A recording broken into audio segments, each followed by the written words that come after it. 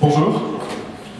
Bonjour, bienvenue à tous. Et merci en tout cas d'être venus pour la première conférence Forum Events de l'année, avec comme invité aujourd'hui Sébastien Liebus. Pour tous ceux d'entre vous qui ne connaîtraient pas encore Sébastien Liebus, il s'agit du cofondateur et PDG du célèbre Gorafi. Donc, selon leur dire, le journal a été créé en 1826 comme le frère jumeau de son célèbre anagramme, Le Figaro. Mais officiellement, c'est en 2012, dans un contexte de campagne électorale, qu'il a été créé. D'abord uniquement sur Twitter, pour ensuite s'imposer aujourd'hui en France comme le journal satirique par excellence. Avec ses 1,3 million de likes sur Facebook, il pourrait d'ailleurs tout à fait partager la devise de son célèbre homologue, « Sans liberté de blâmer, il n'est point d'éloge flatteur ». Une source d'inspiration totalement assumée de la part de ses créateurs est le célèbre journal américain The Onion, à tel point qu'il est aujourd'hui assez difficile de déterminer qui est l'équivalent de qui. Dans les articles du Gorafi, personne n'est épargné. Les personnalités politiques, publiques, sont toutes raillées, et les faits d'actualité régulièrement parodiés. Pour arriver à un tel résultat, Sébastien Liebus et ses collaborateurs ont avoué décortiquer l'actualité comme le ferait un journaliste stupide qui s'adresserait à un public qu'il juge lui-même stupide. S'ils ne sont jamais sérieux sur la forme, les articles du Gorafi le sont en revanche beaucoup plus sur le fond, décortiquant avec humour et dérision les vrais problèmes d'actualité. Si bien que certains de ces articles se sont vus prendre au premier degré par certaines instances plus ou moins influentes, de BFM TV à Christine Boutin. Mais ce genre d'accro ne semble pas déranger les fondateurs du Gorafi qui s'estiment de toute façon non responsables de la crédulité des gens et qui pensent que, vu que personne ne leur accorde leur confiance, ils ne peuvent pas la perdre. Depuis jusqu'en 2014, les deux fondateurs ont toujours choisi de se mettre en retrait de leur journal, se cachant jusqu'à cette date derrière un pseudonyme commun. Et à partir de 2014, et d'une chronique animée sur le grand journal par Pablo Mera, le deuxième fondateur du Gorafi, ils ont commencé à accepter les invitations des médias et tribunes étudiantes. C'est pourquoi je vous demande, s'il vous plaît, d'accueillir comme il se doit Monsieur Sébastien Liebus, cofondateur du Gorafi.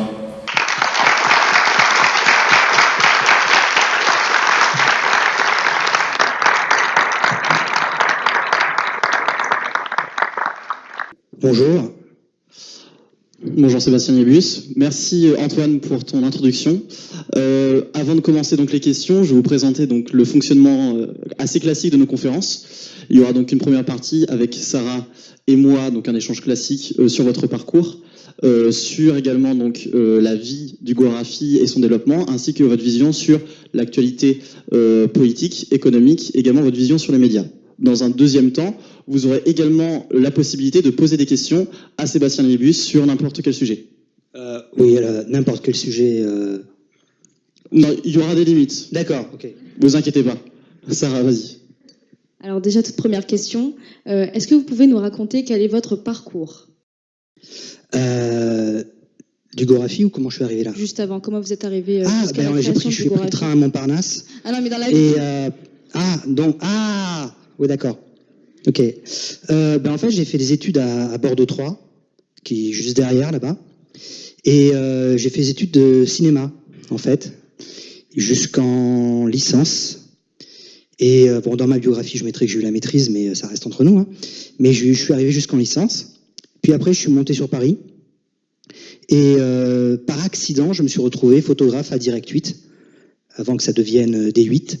J'ai eu 5 ou 6 métiers là-bas à l'époque. Je faisais montage photo, montage vidéo, je faisais la voix off dans un sitcom de l'émission Jeunesse, je faisais la voix du personnage méchant de l'émission Jeunesse, je faisais des reportages sur la photo, je lavais la voiture de Vincent Bolloré et de Philippe Labro. J'ai appris beaucoup de choses. Et courant 2012, donc il y a eu la campagne présidentielle. Et j'ai vu passer les articles du Figaro qui étaient complètement à la gloire de Sarkozy. On va dire qu'ils y allaient sévères sur la brosse à reluire. Et je me suis dit, tiens, ça serait amusant de parodier un peu ça. Et j'ai commencé à créer un compte Twitter qui se moquait un petit peu des articles du Figaro, un peu dans l'esprit de Colbert Report. Je ne sais pas si certains d'entre vous connaissent Stephen Colbert, qui est un comique américain, et qui s'amusait, lui, à parodier plutôt le la droite américaine hyper ultra libérale et tout. Et bon, ça m'a amusé environ 2 jours, parce qu'en fait au bout d'un moment j'ai vite fait le tour et ça m'a vite lassé. Et je me suis rappelé que ça faisait des années que je voulais faire comment dire, une espèce de chose un peu satirique, pas forcément donc un peu à la Colbert, mais vraiment un outil de satire, de jouer avec les mots, jouer avec les titres d'actualité. Et en fait, j'ai toujours écrit de cette manière. J'ai commencé à écrire sur des forums en 2005. Je m'amusais à piéger les gens avec des faux articles du Canard enchaîné, à tel point que les modérateurs ont interdit l'humour sur les topics politiques, c'est vous dire. Et en 2008, je suis allé aux États-Unis, et là, dans la rue, je tombe sur The Onion, et je commence à lire, et je me rends compte que c'est des tissus de conneries superbement bien écrits. C'est-à-dire que vous avez le côté blague à la Info du Monde. Pour ceux qui connaissent un peu Info du Monde, c'était un journal de fake news dans les années 90, mais écrit de manière subtile. C'est-à-dire que vous avez la vanne, mais elle vous est pas donnée de suite. Il y a un gros travail d'écriture justement dans le style journalistique et tout. Et je me dis, waouh, c'est fantastique, on peut en faire un journal. Et du coup, je garde ça dans ma tête pendant 4 ans, et courant 2012, je me dis, tiens, on va tester, on va voir ce que ça donne. Donc je fais ça dans mon coin au début, et progressivement il y a les articles qui commencent un peu à rencontrer leur public. Je me souviens, on a vu un premier article, c'était Nadine Morano porte plainte contre l'inventeur du canular téléphonique, parce qu'elle s'était fait piéger par Gérald Dahan quelques jours auparavant. On avait fait un article, c'était le nouveau Batman, Hollywood inquiet que le nouveau Batman rend tous les autres films médiocres. Et courant 2012, on publie l'article sur trop souriant dans le métro, il finit en garde à vue. Et là, c'est l'explosion. Et là, je me rends compte aussi du potentiel viral que peut avoir quelque chose sur Internet. Et je m'en souviens parce que, donc à l'époque, je travaillais à Direct 8, et dans Direct 8, vous aviez Direct Soir. Bonjour. Donc il y avait Direct Soir, et en discutant un jour avec un de mes collègues, on discute, puis je lui dis, est-ce que tu as vu cet article de quelqu'un qui a été arrêté dans le métro parce qu'il souriait trop et tout? Et puis je lui dis un petit peu, genre un petit clin d'œil, parce que c'est un peu moi qui l'ai fait. Et il me dit, non, tu plaisantes, non mais arrête, non mais attends, parce que là on va le publier là en fait. Je l'ai vu partir en courant dans sa rédaction pour empêcher la publication de leur article sur notre article. C'est là que je me suis dit, ah oui, d'accord, ok, il y a vraiment un petit quelque chose, il y a un truc. Et je crois que c'est dans la semaine que j'ai rencontré après Pablo Mira, que certains ont dû voir au Grand Journal, et on a commencé à travailler ensemble jusqu'à aujourd'hui, et on travaille vraiment en duo.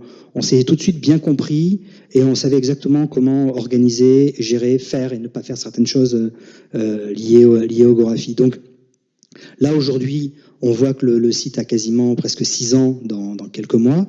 Et quand on regarde un peu en arrière, on se dit, on a fait un parcours c'est à la fois très rapide et très lent, parce qu'il y a beaucoup de sites qui voudraient arriver à là où on en est aujourd'hui, mais c'est très lent, c'est très long. En fait, c'est beaucoup de travail. Et je dis souvent, la meilleure méthode, c'est du travail.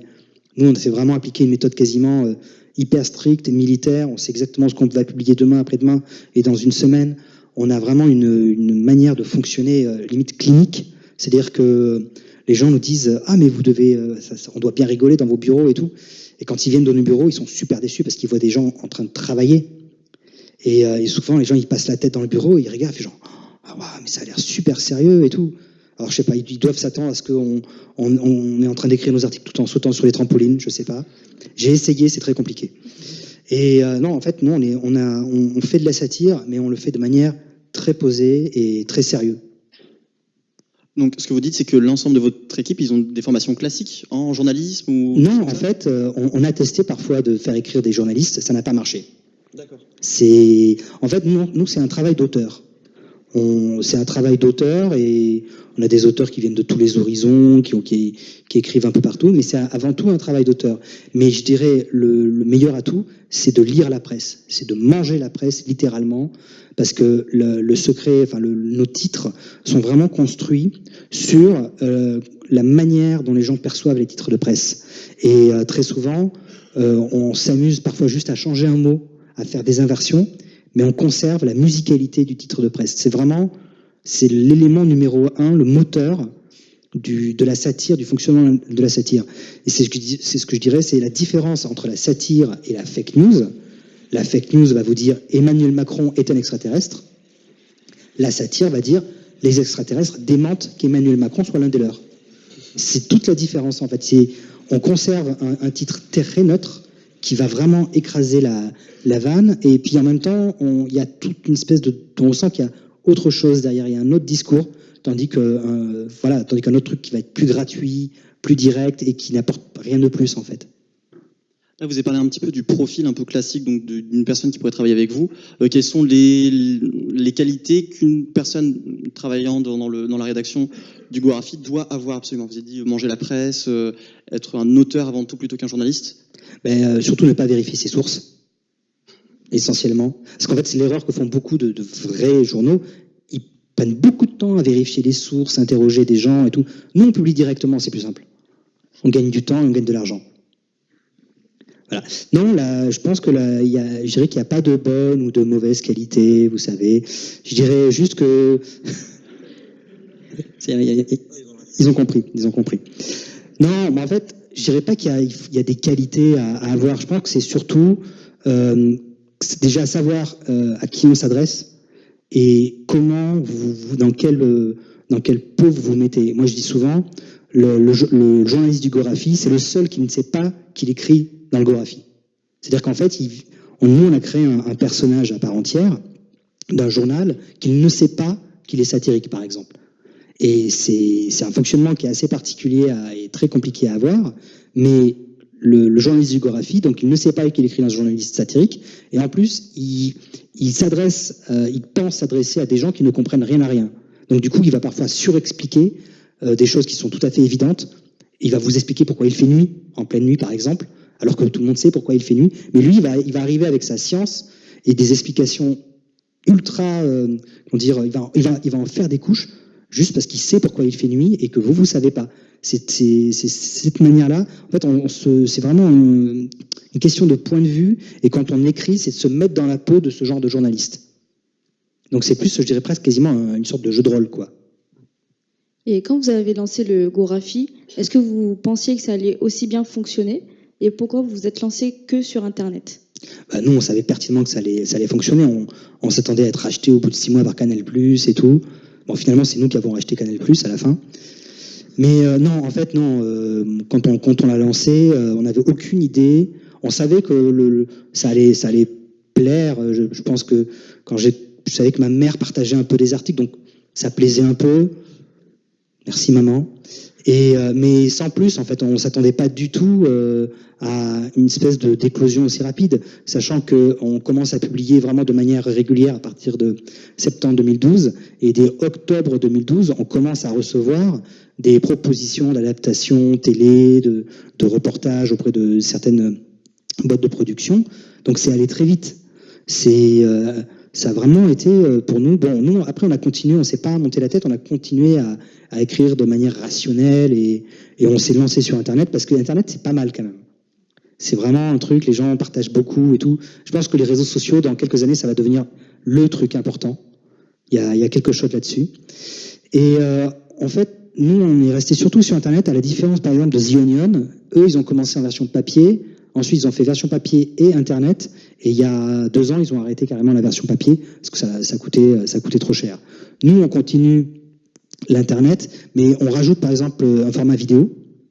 Mais on ne fait pas l'erreur de certains sites qui, par exemple, ont renvoyé tout leur staff d'auteurs pour ne faire que de la vidéo. Ça ne marche pas. Tous les chiffres d'audience indiquent que les sites qui se concentrent uniquement sur la vidéo ont vu leur audience chuter vertigineusement, c'est assez impressionnant. Il faut vraiment conserver un équilibre entre ce que j'appelle le print et la vidéo. Nous, on essaye de faire un peu les deux, d'apporter différents supports, différentes matières, et de manière à ce que les gens aient une espèce de truc assez intéressant tous les jours. Du coup, vous parlez de la version print. Qu'est-ce que vous pensez de cette version pour les journaux, par exemple, régionaux ou nationaux? Est-ce que vous pensez que c'est une version qui va encore perdurer ou qui va bientôt s'arrêter? En version papier? Ouais, la version print. Je dirais qu'il y a des évolutions partout et qu'il faut s'adapter et mourir, comme on dit. Après, je sais qu'il y a beaucoup de groupes de presse qui sont en pleine restructuration pour s'adapter à ça, que c'est pas facile, mais c'est un coup à prendre. Mais je pense qu'en fait, les gens continueront à lire, quel que soit le support.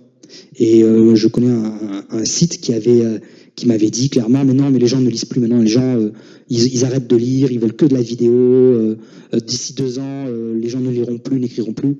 Bah, nous, la preuve, on continue de publier, les gens continuent de nous lire. C'est juste une question de support qui va changer. Je pense que par exemple, les livres continuent de se vendre.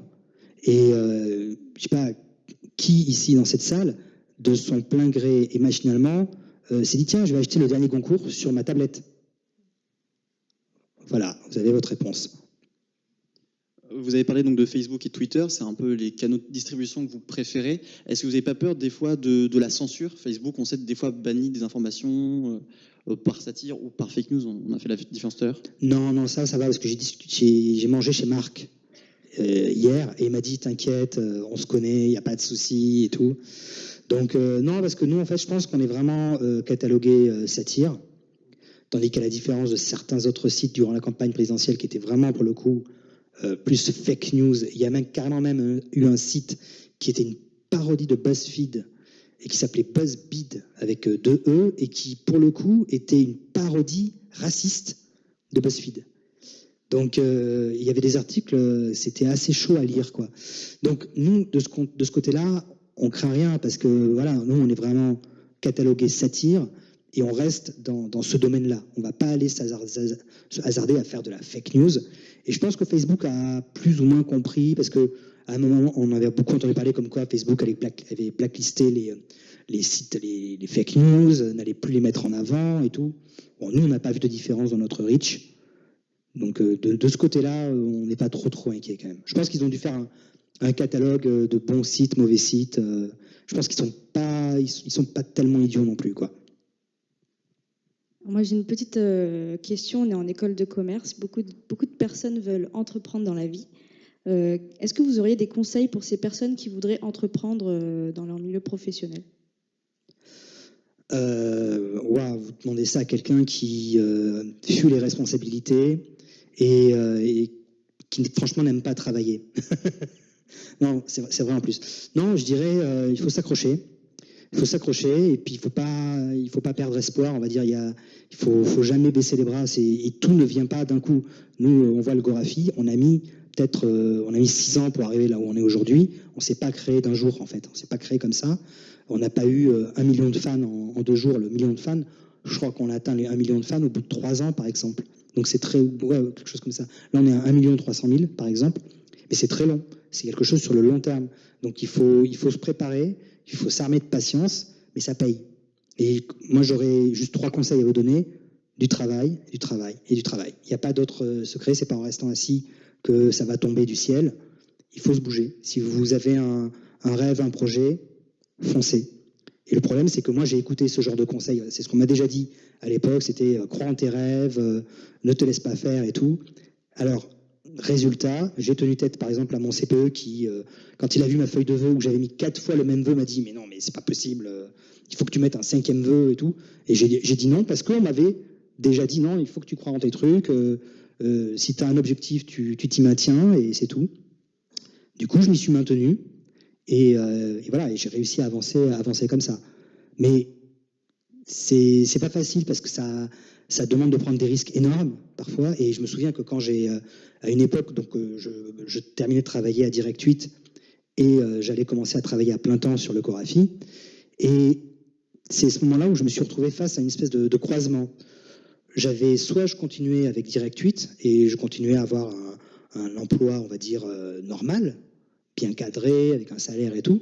Soit je montais avec Pablo notre entreprise et on se lançait dans l'inconnu, parce qu'à l'époque, en 2012, il y avait eu la campagne présidentielle, mais il fallait continuer à porter du matos après. La prochaine campagne, elle était 5 ans après.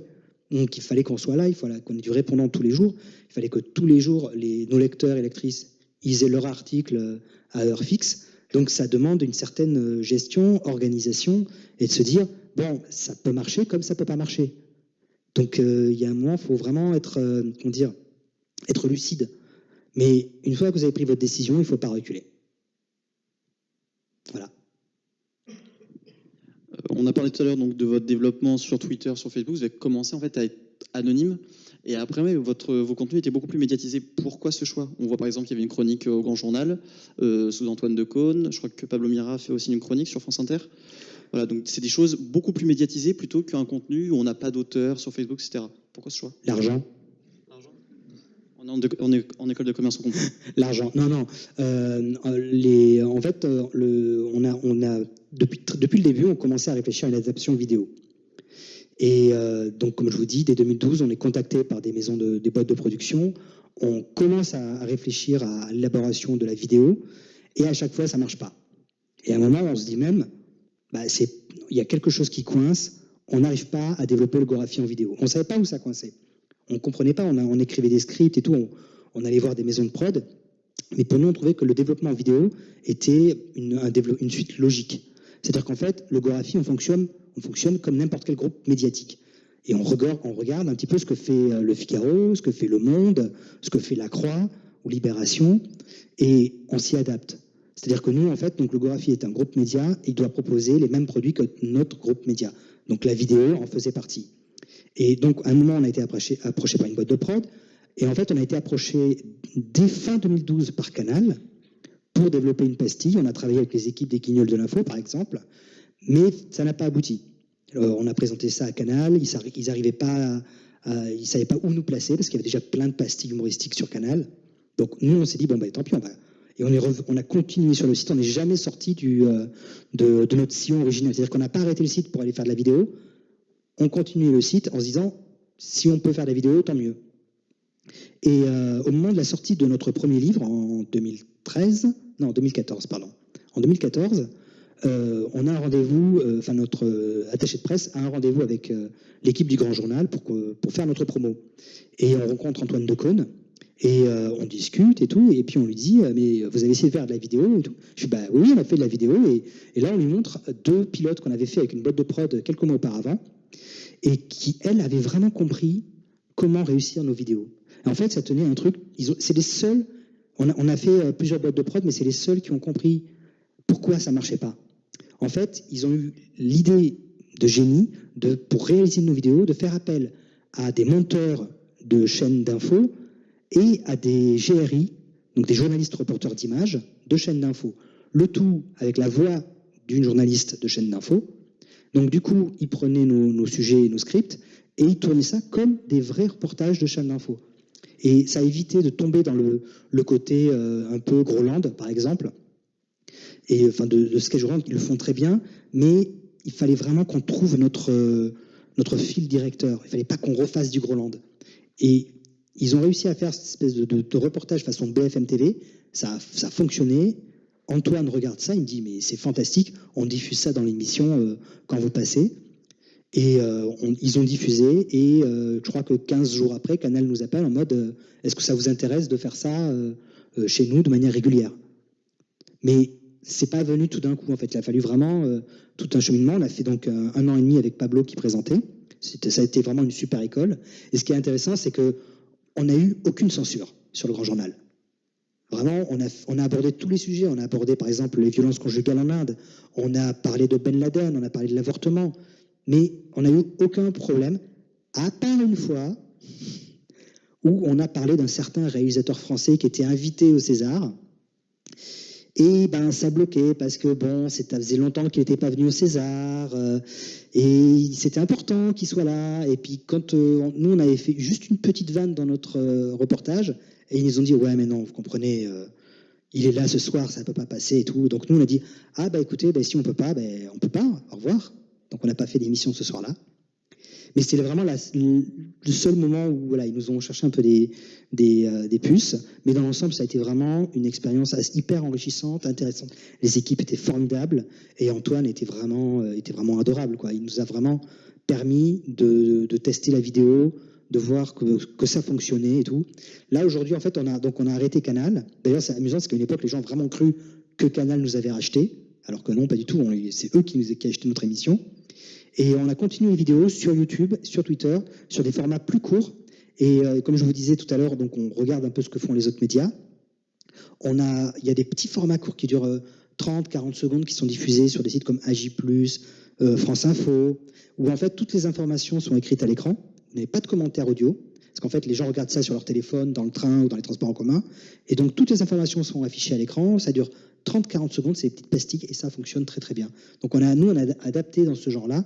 On avait fait pendant la campagne présidentielle, par exemple, 5 choses que vous ne savez pas sur Emmanuel Macron, par exemple. On a traité tous les candidats comme ça. Au mois de juillet, on a fait par exemple ce qu'il faut savoir de la réforme du Code du travail. On part d'un vrai titre et on le développe à notre façon. Ça, c'est pareil, très très gros succès de ce genre de vidéo. D'accord. Vous avez dit dans une interview à l'Express, la satire va toujours offenser quelqu'un, c'est la règle. Est-ce que vous fixez des limites dans les sujets d'articles ? En fait, elle doit enfoncer quelqu'un, mais il y a la satire, elle doit enfoncer en plus les puissants, on va dire. C'est-à-dire que c'est l'outil qui vous permet de rééquilibrer les forces en présence. C'est-à-dire que nous, un temps soit peu, bon, des fois on y arrive, des fois on n'y arrive pas, des fois ça peut arriver qu'on n'y soit pas arrivé, mais on essaye toujours de justement d'inverser les forces en présence. Et c'est ça qui est la vraie force de la satire. Les seules limites, on va dire, c'est ne pas rire aux dépens de quelqu'un, par exemple. Ça, c'est un truc, par exemple, quand il y a un événement grave, un attentat, notre règle, c'est on ne cible pas les victimes.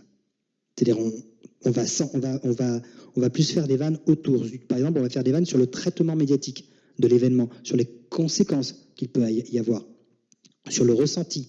Moi, très souvent, un des conseils que je donne à quelqu'un qui voudrait faire de la satire, c'est prendre un ressenti à un instant T sur une situation et le traduire en titre de presse. Ça, c'est vraiment le truc. Onion, ils ont réussi à chaque fois à trouver des titres sur des événements très très graves, comme une tuerie, comme un attentat, et chaque fois, ils réussissent à trouver le titre qui résume exactement ce qu'on ressent quand on voit l'événement arriver. Et c'est pour ça que les gens disent « Ah, mais c'est pas un faux titre, ou alors c'est trop vrai. » Mais, comme on dit, la satire, c'est triste parce que c'est vrai, c'est drôle parce que c'est vrai. Donc, nous, on navigue toujours dans ce sens-là. Donc, après, moi, je dirais qu'il n'y a pas d'interdit. C'est une question d'angle. On peut aborder tous les sujets, mais il y a juste une question de bien choisir son angle. Tout est là. C'est-à-dire que quand un auteur arrive et qui veut aborder tel ou tel sujet, si la conférence lui refuse, c'est plus une question d'angle. On ne va pas dire non, on n'a pas le droit de traiter, on ne traite pas ce genre de sujet. C'est l'angle. Toujours choisir le bon angle. Quels sont vos projets pour la suite? Est-ce que vous avez des nouveaux formats, des nouvelles émissions qui sont proposées Nous, là, on réfléchit à racheter une école de commerce. C'est pas mal. Je trouve que les locaux sont assez grands. On peut faire des grands open space et tout. Et c'est assez bien décoré. Non, là, on va continuer la vidéo. Et puis là, courant novembre, vous avez notre encyclopédie qui sort. Donc, on a essayé de copier un peu Wikipédia parce que ça a pas mal de succès apparemment. Puis notre éditeur voulait un truc différent parce que les 3 premières années, on faisait des compilations d'articles déjà publiés. Donc les gens payaient pour des choses qu'ils avaient déjà lues. Donc il n'y a pas de raison que l'annuaire le fasse chaque année et pas nous. Donc ça a marché 3 années. Puis après la 4e année, on avait sorti un livre qui annonçait tout ce qui allait se dérouler dans l'actualité. Et on avait eu tellement juste qu'on avait aussi prévu l'élection de Trump. Et le livre est sorti le jour de l'élection de Trump. Et là, cette fois, donc, c'est un dictionnaire encyclopédique avec des définitions par section, sport, société, histoire. Donc, nous, on va continuer après à écrire. On va développer aussi la vidéo, comme je vous ai dit tout à l'heure, avec peut-être plus de formats, plus de diffusion, mais tout en conservant l'aspect print, comme je vous ai dit. Donc, voilà. Mais on suit un développement rationnel. On ne va pas plus vite que la musique. Et on reçoit pas mal de demandes d'adaptation, de développement, mais on examine tout au travers de nous, ce qu'on peut faire et ce qu'on ne peut pas faire. Par exemple, il y a quelques jours, il y a un site internet qui voulait être partenaire avec nous sur, par exemple, le vrai du faux de l'info. C'est-à-dire qu'il présenterait une info un peu insolite et c'était au spectateur de savoir est-ce que c'est vrai, est-ce que c'est pas vrai. Et nous, on était partenaires. Je leur ai dit, c'est intéressant, c'est pas mal, mais le problème, c'est que nous, on fait pas ça. Nous, en fait, on est dans un fait que le Gorafi ne sait pas qu'il est un site satirique. Il ne casse jamais le personnage. Là, je viens de le faire pendant 20 minutes, mais d'ordinaire, on ne casse pas le personnage. C'est vraiment la règle élémentaire. Donc, nous, on ne peut pas arriver avec la marque Gorafi en disant attention, cette pastille est sur les fake news et tout ça, parce que ça casserait le personnage. Donc, on est obligé d'être très strict et de faire vraiment attention à ce qu'on fait et comment on s'associe et comment on se développe. Et du coup, est-ce que vous formez vos auteurs à la patte Gorafi, entre guillemets? Oui, en fait, on les envoie dans un camp en haute montagne pendant 3 semaines. Et ceux qui écrivent les meilleurs articles peuvent repartir sur Paris. Mais sinon, oui, on met longtemps à chercher parfois la perle rare. Et moi, j'ai le souvenir, par exemple, d'une jeune fille qui nous envoie un premier article. Bon, l'article était pas convaincant, ça correspondait à beaucoup de choses que j'avais déjà vues. Quelques mois après, elle nous envoie un horoscope. Et je me suis dit, tiens, c'est vrai qu'on n'a pas de section horoscope dans le journal. Et j'ai éclaté de rire. Elle avait trouvé des définitions excellentes. Et je lui ai dit, écoutez, voilà, vous écrivez très très bien. On veut notre section horoscope la semaine prochaine. Elle nous a regardé avec des yeux comme ça. Et elle a fait l'horoscope pendant 2-3 ans. Elle a écrit. Puis un jour, elle a dit, écoutez, voilà, j'ai envie de faire Madame Gorafi. Et on lui dit, écoutez, vas-y, crée Madame Gorafi. Et elle a créé Madame Gorafi, elle a ses auteurs à elle et tout. On travaille ensemble, on fait les confs de rédac. Et voilà, et c'est quelqu'un qui, pareil, nous a envoyé comme ça quelque chose par mail et qui s'est formé, qui a affiné sa patte et qui, à un moment, a voulu créer son truc au sein de notre structure. Et elle gère la chose depuis maintenant quasiment 2 ans. Alors, vous avez des auteurs qui écrivent pour vous, vous avez des locaux, vous avez dit, alors que vous êtes essentiellement sur Internet. Comment vous arrivez à vous financer? Comme je vous ai dit, en fait, être essentiellement sur Internet pose pas le problème d'avoir des locaux. Là, par exemple, à Bordeaux, vous avez le site, la revue Far West, qui est en train de se lancer. Elle est aussi exclusivement sur Internet, mais elle a aussi des locaux. En fait, nous, le Gorafi, on a créé une société à partir de 2014, je crois, parce que du coup, on pouvait rémunérer nos auteurs, on pouvait nous rémunérer aussi, rémunérer Jean-François Puissière, qui est notre directeur général et qui, lui aussi, il a besoin de son argent. Donc voilà, en fait, nous, on a créé un site satirique, mais on le gère de manière ultra rationnelle. C'est-à-dire qu'on n'est pas là pour, si vous voulez faire de la satire et si vous voulez aller le plus loin possible, il faut le faire sérieusement. En fait, c'est ça le truc, c'est qu'en fait, des gens ont tendance à dire ah mais le Gorafi, vous faites ça à la légère et tout, mais non, on gère un business. Et par exemple, on a souvent des demandes, par exemple, de reproduction d'articles dans tel papier, tout tel truc, et nous on refuse parce que il y a les droits d'auteur, donc on peut pas céder les articles comme ça. Vous avez des gens qui, par exemple, nous ont repris un article et ils ont carrément fait un reportage, enfin une espèce de petit court-métrage reportage à leur façon, sans nous demander l'autorisation. On a demandé à cette personne de cesser la diffusion de ce reportage sur Internet parce que c'était notre propriété. Donc, des fois, ça fait un peu mal au cœur d'être un petit peu l'enfoiré de service en mode genre, non, désolé, c'est ma propriété, c'est propriété du site, tu ne peux pas réutiliser, il y a propriété intellectuelle, tout ça. Donc, mais c'est, on est obligé de se défendre. Donc, des fois, les gens nous disent, ah, mais vous n'êtes pas sympa quand même, on vous pensait différent. Et quand j'entends ça, j'ai un peu... Je ne comprends pas, parce que je dis, attends, différents, nos auteurs, ils ne sont pas payés en like, ils ne sont pas payés en partage, ils ont des loyers à payer eux aussi. Donc, oui, il y a une structure capitaliste, mais on va dire, c'est un peu illusoire de croire que tout est gratuit comme ça sur Internet. Donc, après, nous, on a construit la chose un petit peu de manière très lente, très lentement. On a créé nos sociétés à partir de 2014. Je crois qu'on a commencé à se rémunérer 1 an après. Donc, ça a été très long. Et de manière à ce que la société aussi soit viable et puisse pouvoir payer aussi ses auteurs de manière raisonnable et normale. Après, on a pu, quand on a eu qu'on pouvait prendre un local, on a pris un local parce que c'était important qu'on puisse avoir les auteurs au même endroit et qu'ils puissent être travaillés ensemble, parce que c'est aussi ça important, aussi la synergie dans une équipe. Quand nous, on se retrouve à plusieurs à faire les confs de rédac, moi j'ai visité les locaux de The Onion, ils sont plus d'une centaine. Ils ont 4 plateaux d'open space et tout. J'ai assisté à une conf de rédac, c'était passionnant à voir. Mais bon, voilà, nous, on est une structure, on reste vraiment une relative petite structure au regard de grosses machines, Mais voilà, on s'organise, on fonctionne. Là, on est content quand on voit qu'on est encore, on a 6 ans d'existence, on n'en revient toujours pas. On se dit genre, mais quand on a lancé la chose en 2012, on se disait, bon, si ça marche 1 an, c'est cool. Si ça marche 2 ans, c'est bien. Marcher 6 ans comme ça, et puis continuer à produire du contenu régulièrement, tous les jours, pour nous, ça reste assez... on est impressionné par le parcours, quoi. On se dit, c'est quand même fou qu'on soit encore là 6 ans après. En âge Internet, 6 ans, c'est énorme. C'est-à-dire que nous, quand on a commencé, Vine ne s'était pas encore lancé. Aujourd'hui, Vine s'est arrêté. C'est pour vous dire la durée de vie de la chose. Et comment vous travaillez avec Pablo Mira? Qui gère quoi? Quelles sont vos responsabilités respectives?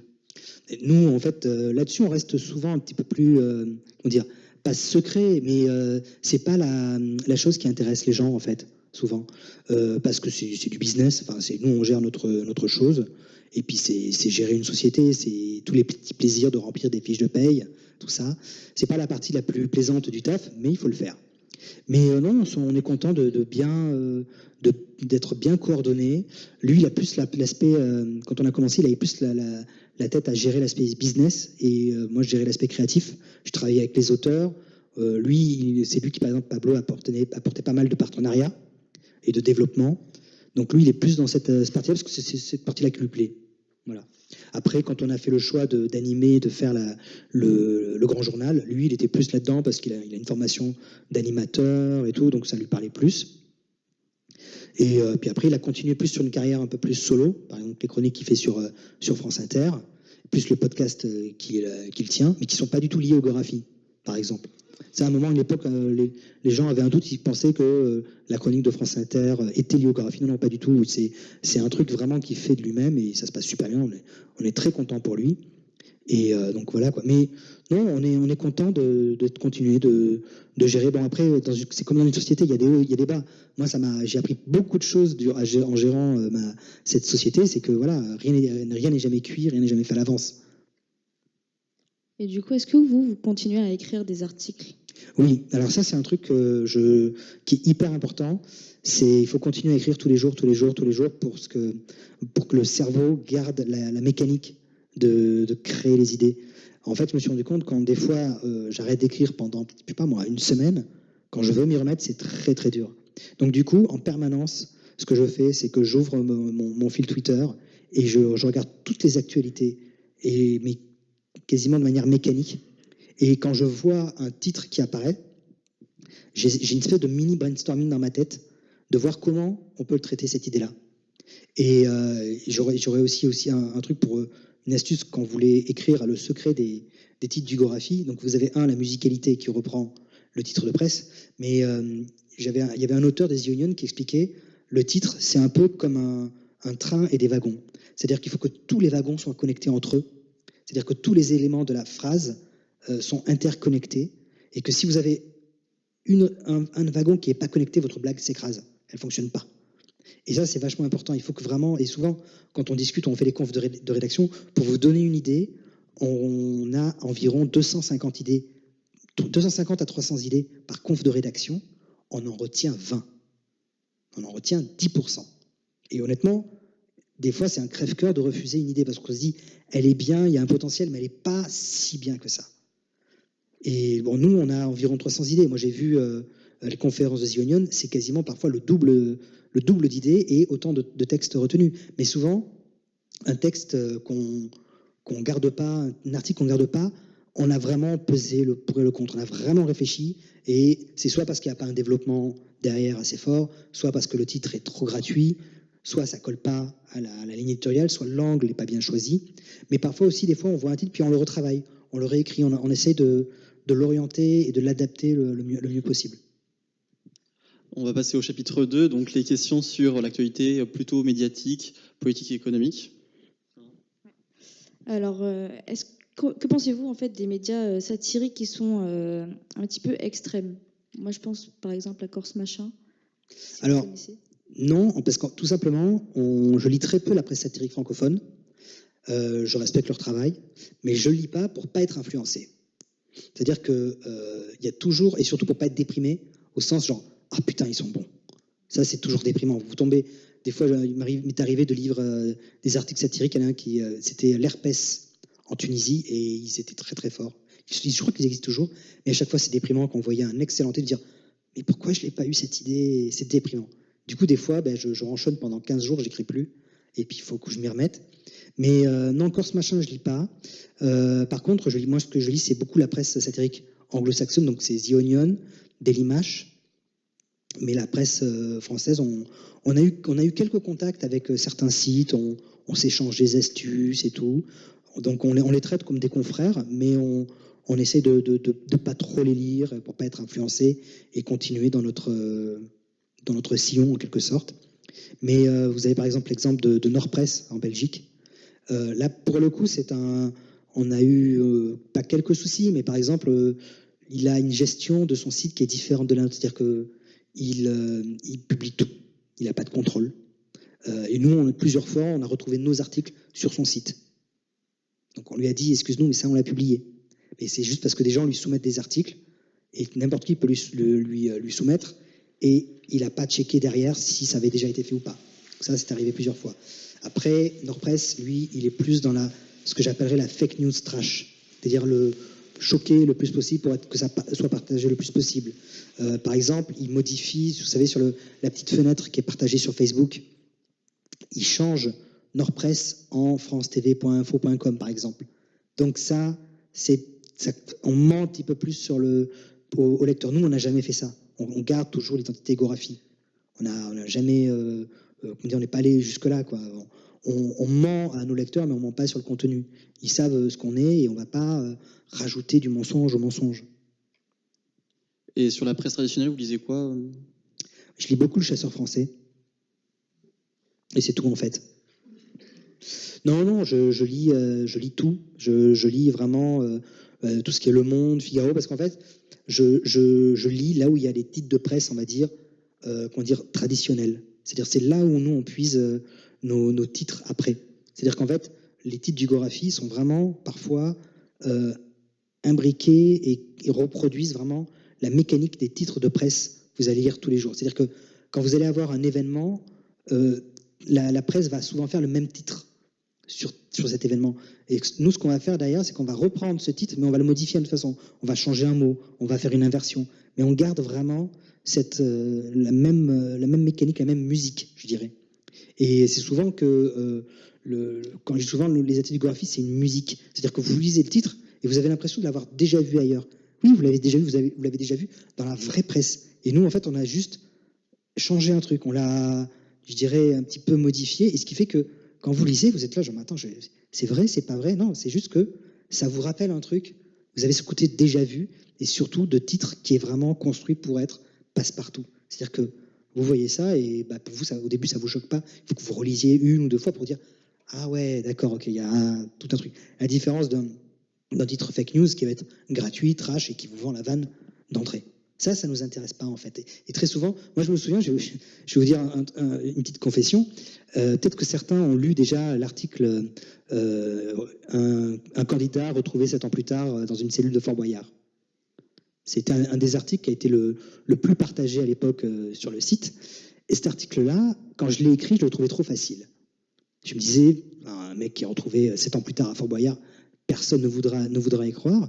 Et je dis à Pablo, écoute Pablo, j'ai cet article-là, j'arrive pas à le finir. Je le trouve trop facile. Il m'a l'air efficace, mais je le trouve trop facile. Et on a commencé à travailler ensemble sur l'article. Moi, j'écrivais la partie haut, il était sur le bas. À un moment, nos textes se sont rejoints. Puis j'ai rajouté une petite conclusion. Et puis le lendemain matin, je vais pour publier l'article, mais j'y croyais toujours pas. Je me disais, ça marchera jamais, on va se faire vanner, genre, la bonne vanne et tout. Bon, je publie l'article à 10h, mais vraiment comme ça. En mode genre, j'ai trop honte de cet article. Et je fais un refresh sur... Ah ouais, c'est vrai que ça marche mieux comme ça. Je fais un refresh Facebook et au début, on a 3 partages. 15 secondes après, on est à 130 partages. Et là, je suis genre, quoi? Je fais un autre refresh et là, on en est à 250 partages. En l'espace de 2 minutes, on a 500 partages. Je regarde les statistiques sur le site. D'un coup, on est à 2000, 3000 personnes sur le site, instantanément. Et là, je me dis, waouh, qu'est-ce qui se passe? À 11h, vous aviez 11 000 personnes sur le site. À 12h, on avait 12 000. C'est monté comme ça jusqu'à 17h, il y avait 17 000 personnes sur le site. Et généralement, à 17h, c'est le moment où ça décroît un petit peu, les gens quittent le bureau. À 19h, il y avait 19 000 personnes sur le site. J'avais jamais vu ça. Ça faisait quoi? Peut-être un an qu'on faisait du Gorafi. J'avais jamais vu ça. Et surtout que je voyais la chose reprise partout. Et c'est impressionnant, mais des gens ont vraiment cru qu'un candidat de Fort Boyard était resté 7 ans enfermé dans une cellule. C'est là que je me suis dit, waouh, les gens sont vraiment, vraiment naïfs. Non, puis c'est le moment où j'ai un ami à moi qui vit au Luxembourg et qui me dit, ah dis donc, tu me croiras pas, mais en discutant à la cantine, il y a un mec m'a ressorti l'article que vous avez publié. Il m'a dit, ah t'as vu, il y a un mec qui est resté 7 ans coincé. J'étais genre, ah ouais, et on a vu passer l'article repris par la presse polonaise. Et je crois, en 2 jours, on a fait 1 million de visites sur le site. Ça faisait même pas 6 mois qu'on existait. Alors le problème, c'est que c'était fantastique, mais ça nous a niqué complètement nos statistiques. C'est-à-dire qu'après, quand vous alliez voir un annonceur, il regardait les chiffres. Ah ouais, alors là, vous avez fait 300 000. Ah là, vous avez fait 1,5 million. Ah, mais là, vous avez refait 300 000. Qu'est-ce qui s'est passé? On a eu un article qui a bien marché. Ah, mais vous pouvez en refaire un comme ça? Là, je dis, non, on ne peut pas prévoir. Et en fait, c'est vrai qu'on ne peut pas prévoir le succès d'un article. C'est vraiment une partie de poker. C'est-à-dire que des fois, on a un article qu'on aime beaucoup et auquel on est vraiment attaché, et puis il ne va pas marcher. Il ne rencontre pas son public. Donc là, on pleure dans le bureau, on se serre on essaie de se consoler les uns les autres et tout, disant, c'était un bon article, pourtant on y croyait. Et puis des fois, vous avez un article auquel on ne croit pas du tout, et on dit, on l'envoie, et là, l'article rencontre son public. Et c'est très très difficile de se dire, tel article va fonctionner, celui-là, il ne va pas fonctionner. Des fois, on arrive à deviner, mais la plupart du temps, c'est vraiment, ça marchera pas, on verra. Justement, vous avez dit, des fois, vous arriviez à deviner. Comment vous faites pour arriver à deviner? Vous faites des études de marché? Non. En fait, quand on fait la conf, on regarde un petit peu la réaction de l'article. On lit l'article à haute voix. En fait, en gros, pour résumer, on imprime la totalité des idées, numérotées de 1 à 300, par exemple. On a tous les auteurs dans la salle. Et on se dit, ils ont, pendant une demi-heure ou 1 heure, ils lisent les idées. Et à la fin, on dit, bon alors, quelle idée vous avez retenue? Et là, vous avez un auteur qui va dire, ah, j'aime bien la 72. La 72, il la lit à 2 voix. Et on regarde un peu autour de nous, si les gens rient ou pas, comment ça se passe et tout. Et surtout, on voit le développement qu'on peut apporter. C'est-à-dire qu'on va improviser l'article en direct, en disant, oui, il pourrait faire ci, il pourrait faire ça et tout. En fait, on teste déjà le potentiel de développement de l'article. C'est-à-dire que des fois, vous pouvez très bien avoir un titre très drôle, et puis derrière, il n'y a rien. On ne peut pas le remplir, on ne peut pas apporter un truc intéressant. Et ça arrive souvent. On a quantité d'articles, de titres très drôles, mais il manque le développement, il n'y a pas le truc. Donc du coup, tant pis, celui-là, on passe. Et puis, à un moment, on s'arrête sur une idée, on voit qu'il y a un truc, on commence à l'improviser et tout. Et on se dit, ah ouais, là, il y a un potentiel. On se met à écrire, à haute voix l'article. Et là, on dit, ok, banco, celui-là, on va l'écrire. Voilà. Mais pareil, des fois, on peut avoir très bien un coup de cœur sur un titre en disant, celui-là, il va rencontrer son public. Non, finalement, il y a que ma maman qui le partage, et c'est tout. Donc c'est toujours un peu triste, mais bon, c'est la règle du jeu. Il y a quelques temps, Christine Boutin a quitté le monde politique. Elle vous a cité en février 2014. Que ce serait pas ça votre plus grande réussite? C'est pas le monde politique qui a quitté Christine Boutin, plutôt? Je pense. Oui, en fait, ça c'est une belle anecdote en fait. Quand c'est arrivé, parce qu'elle avait cité un de nos tweets à l'antenne, qui était une parodie de Langue de bois du gouvernement. Et dans la soirée, j'ai un ami à moi qui me dit, écoute, mets BFM TV parce que Christine Boutin vous a cité à l'antenne. Et je dis, comment ça, elle nous a cité? Elle a dit Gorafi à haute voix. Et mon pote m'envoie l'extrait en question. Et en fait, l'extrait au début, il met du temps à démarrer, il discute. Puis à un moment, je la vois, elle sort son petit bout de papier et elle fait, oui, mais regardez, le gouvernement, il a dit ceci. C'était tellement hors du commun que je l'ai noté. Elle l'a noté. Hein. Et elle dit à haute voix le tweet en question. Et moi, je suis là, genre, non, mais c'est pas possible. C'est une blague et tout. Et donc, je me suis toujours posé la question, est-ce que c'est elle qui a vraiment lu qui est tombé sur le tweet en question. Est-ce que c'est un de ses assistants qui a vu passer la chose et qui l'a envoyé? Je ne sais pas. Mais il y a, pour vous dire, ça c'était en 2012 ou 2013, je crois. Mais c'est pour vous dire que même encore aujourd'hui, on fait des dégâts. Peut-être que certains ici l'ont entendu parler de ce qui s'est passé avec Secret Story. Est-ce que vous avez entendu parler de ce qui s'est passé avec Secret Story et Logographie? Alors, je vais essayer de faire rapidement. En novembre 2016, c'est ça, on publie un article sur quelqu'un qui veut se faire cryogéniser en attendant le prochain président de gauche. En novembre 2016. Février 2017, on reçoit un mail disant « Bonjour, je suis journaliste à TF1, je voudrais contacter la personne citée dans tel article. » Et il y a le lien du jeune niçois qui veut se faire cryogéniser. Et à un moment, je me dis, attends, c'est quelqu'un qui essaie de nous la faire à l'envers, c'est une blague. Et nous, on se dit, bon, ils veulent la jouer comme ça, on va la jouer comme ça. Donc, on a créé une adresse email de la personne en question et on répond le plus naturellement possible aux journalistes en disant, oui, bien sûr, vous pouvez contacter gmail.com. On envoie le mail, on attend. Et 2 heures après, on reçoit un mail sur le mail en question de l'individu qu'on a créé. Et c'est « Bonjour, je suis directrice de casting dans des malls. On est à la recherche de profils atypiques pour une émission. Votre histoire nous a attirés. On aimerait beaucoup vous rencontrer. » Donc nous, au début, on se dit « C'est pas possible. On est vraiment en train de nous faire marcher là. » Donc au début, on laisse gamberger. Et la personne renvoie un mail, elle voulait vraiment rencontrer l'individu en question. Et du coup, on lui répond « Oui, excusez-moi, j'étais très occupé, tout ça. Oui, je vous confirme mon histoire. » Et on lui donne un numéro de téléphone. Et c'est un ami à nous qui s'est fait passer pour cet individu. Et il y a eu un enregistrement téléphonique et tout. Et ils ont donné rendez-vous dans un café à notre ami. Et alors nous, on l'a accompagné en mode, comme si c'était une espèce de rendez-vous d'espion. Moi, j'étais derrière, j'écoutais la conversation. Et ils étaient persuadés d'avoir quelqu'un qui allait se faire cryogéniser et tout. Et ils avaient même proposé un rendez-vous pour faire le casting des essais caméra quelques jours après. Et on avait même commencé à réfléchir à des codes pour communiquer s'ils rentraient dans la maison et tout. Ah non, mais c'est vraiment allé jusque-là. C'est-à-dire que la personne qui nous a contactés, elle nous a envoyé un mail depuis notre site. C'est-à-dire que sur notre site, vous avez un formulaire de contact. C'est-à-dire que la personne a lu l'article, est allée dans la section contact, et enfin, voilà. Donc c'était en 2016, hein, c'est pas en 2012.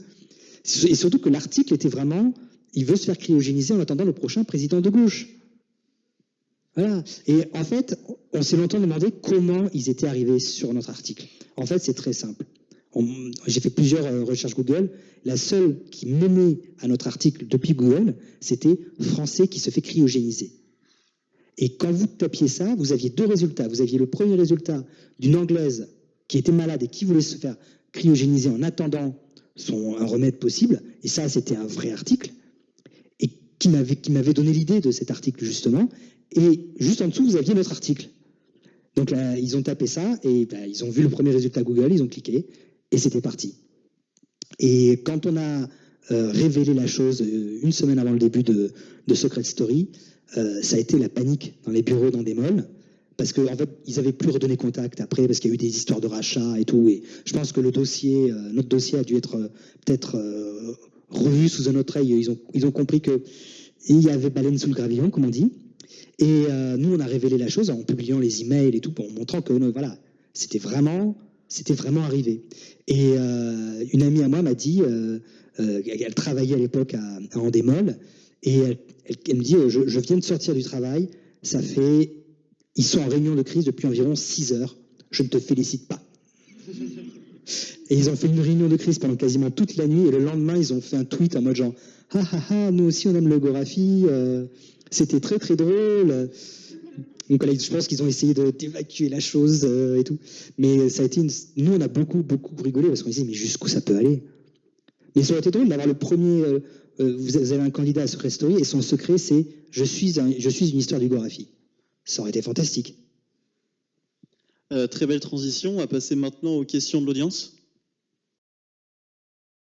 Bonjour, bonsoir. Bonjour. Un grand merci pour tout ce que vous faites, et à la fois sur Logographie en venant ici. J'ai une question sur, vous l'avez un peu abordé, mais de façon assez rapide, sur la manière dont vous avez pu vous, entre guillemets, générer du chiffre d'affaires d'une manière ou d'une autre. Et je pense qu'il y a eu des étapes qui sont largement différentes entre les débuts et, on va dire, l'époque post-Canal. Est-ce que vous pouvez nous en parler un petit peu plus ? En fait, donc nous on se base donc sur la publicité sur Internet. Donc vous avez tout ce qui est, nous on bosse avec une régie publicitaire par exemple. Et oui, ça c'est aussi un truc assez intéressant. Depuis 2014, on a développé, j'avais complètement oublié de vous en parler. Vous avez bien fait de poser la question. En fait, depuis 2014, on a commencé à faire des billets sponsorisés. Alors le billet sponsorisé sur Logographie, ça fonctionne comment ? Comment ça marche ? Alors en fait, vous avez une marque qui vient nous voir et qui dit « Hey, je voudrais faire un billet sponsorisé sur Logographie ». Donc là, parce que là, on commence à discuter un peu chiffres en lui disant « Voilà, on a cette telle grille tarifaire pour tant d'articles, on peut vous faire 1, 2, 3 articles, on peut créer une section à part. Et après, on part sur qu'est-ce que vous voulez raconter. Et nous, ce qu'on essaye de faire, c'est de ne pas faire une page de pub. C'est-à-dire qu'il faut que l'article, il soit complètement Logographie. Il faut que ça fasse marrer nos lecteurs et il ne faut pas que ça soit un banal coup publicitaire. Donc, on a eu un article qui était un brand content, comme on dit, qui a très très bien marché. On avait fait ça avec Netflix. C'était l'an dernier, à propos de la saison 2 de Narcos. Et c'était, avant de mourir, Pablo Escobar aurait enterré sa fortune dans le jardin des Balkany. L'article a beaucoup marché et c'était un billet sponsorisé Netflix. On est arrivé, Netflix nous a demandé de faire un truc. On lui a proposé plusieurs idées. Dans ces idées-là, il y avait celle-là. On l'a écrite, on fait plusieurs allers-retours avec la marque qui valide à un moment le bon truc. Et après, on publie, mais il faut vraiment que... D'ailleurs, ces articles sur le site, il y a marqué sponsor au début. C'est-à-dire qu'on indique bien que c'est un billet sponsorisé, mais ça garde vraiment l'esprit Logographie. Donc ça, c'est aussi un moteur publicitaire qui est assez intéressant. Et The Onion, par exemple, eux, ils ont carrément créé une agence pub qui va faire ce qu'on appelle des opérations marque blanche. C'est-à-dire qu'ils vont faire des publicités pour des marques dans l'esprit Onion, mais c'est pas brandé Onion. Il y a le nom de Onion nulle part. Et ils ont carrément, et je crois que ça contribue quasiment, je crois, à 80% de leurs revenus aujourd'hui. C'est pour vous dire, ouais. C'est énorme. Donc, nous, aujourd'hui, on en est encore au tout début. On fait quasiment une opération par mois. Là, on essaie de faire au moins une opération par mois. Cette semaine, on en a eu 2, par exemple. Et une pour Cdiscount et on en a eu une demain pour Netflix aussi, pour Stranger Things. Mais pareil, c'est des fois, c'est les marques qui nous contactent directement, ou des fois, c'est des marques qui contactent notre régie publicitaire. Et après, voilà, c'est un long travail avec eux d'élaboration et tout. Donc, vous avez ça, vous avez les droits du livre aussi. Vous avez ce qu'on appelle Taboola aussi en bas. Mais pareil, ça, on essaie de travailler dessus pour que ce soit le moins intrusif possible. D'ailleurs, quand vous arrivez sur le Logographie, on essaie de faire qu'il n'y ait pas de publicité trop voyante et tout. Enfin, c'est très compliqué à trouver le bon équilibre. Mais par exemple, on essaie qu'il n'y ait pas... À une époque, notre agence nous avait mis des pop-up qui éclataient un peu partout. Et on a dit non, vous nous enlevez ça. Ça c'était très vendeur, c'était très rémunérateur. Mais nous, on ne voulait pas sur le site parce qu'on ne voulait pas quelque chose qui va bloquer la lecture. Par exemple, moi, il y a un truc que je déteste sur certains sites, c'est-à-dire que vous lisez, et puis au moment de cliquer pour sortir du site, pour aller vers un autre lien, hop, vous avez une page pub qui apparaît et qui vous masque le truc pendant 30 secondes. Ah non, moi, c'est pas possible. Quand j'ai ça, je ferme ma fenêtre, quoi. Et puis voilà, basta. Donc nous, on essaye vraiment d'avoir que le lecteur ait une lecture à peu près agréable sur le site, que ce soit pas trop gênant. Donc, jusqu'à présent, on a réussi à trouver un moteur d'équilibre financier là-dessus qui fonctionne à peu près. C'est-à-dire qu'on s'en sort. On va pas non plus financer 4 maisons secondaires sur la Côte d'Azur, seulement 2, ce qui est déjà pas mal. Mais voilà, et surtout qu'on réussit à payer tous nos auteurs. Moi, je connais un site qui ne rémunère que l'auteur qui a eu le plus de vues sur Facebook, par exemple, par mois. C'est tout. Donc, et nous, tous nos auteurs sont rémunérés. Merci.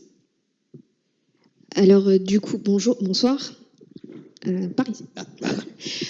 Vous parliez de l'histoire de Secret Story et notamment aussi de la façon dont vous aviez vos titres. À partir de quel moment vous vous rendez compte, je pense notamment à un tweet qui a été publié par Logographie il y a quelques mois, que la réalité a complètement dépassé vos articles en fait. Comment vous gérez cet état de fait ? C'était quel tweet ? C'était un tweet où, grosso modo, c'était arrêtez les gars, parce que là, on sait plus trop quoi faire, et au niveau des titres de la presse, ça a dépassé à peu près. Oui, alors je me souviens de ça.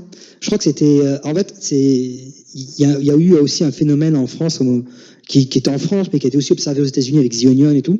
En fait, à un moment, la presse a voulu faire des titres à l'agoraphie. Pourquoi ? Parce que ça se partageait mieux.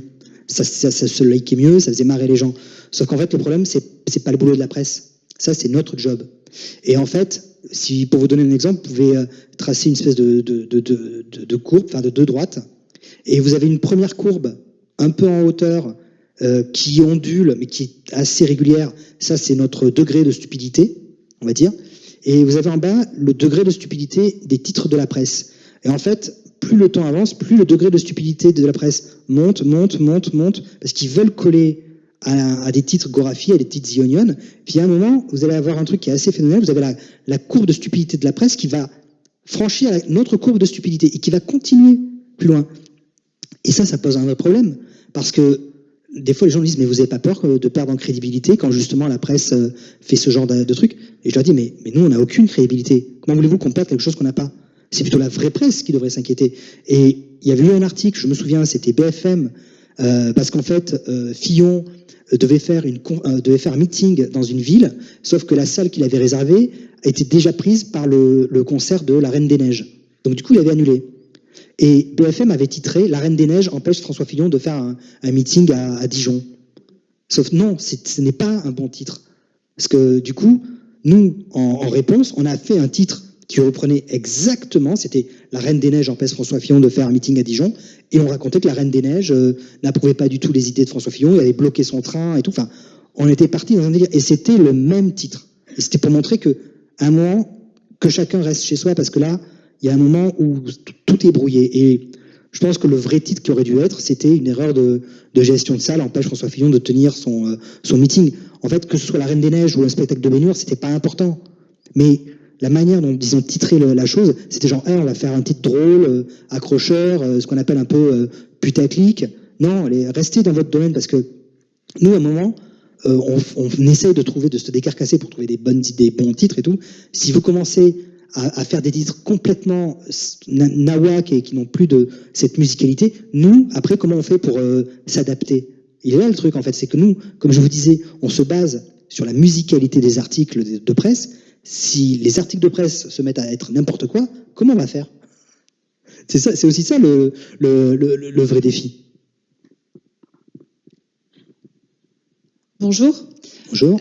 Moi, j'ai une question plutôt qui tourne autour de quand un article vous échappe. En fait, comment vous gérez ça? Par exemple, il y a eu au moment de la campagne présidentielle un truc avec Emmanuel Macron qui aurait dit quand je serre la main d'un pauvre, je me sens sale toute la journée.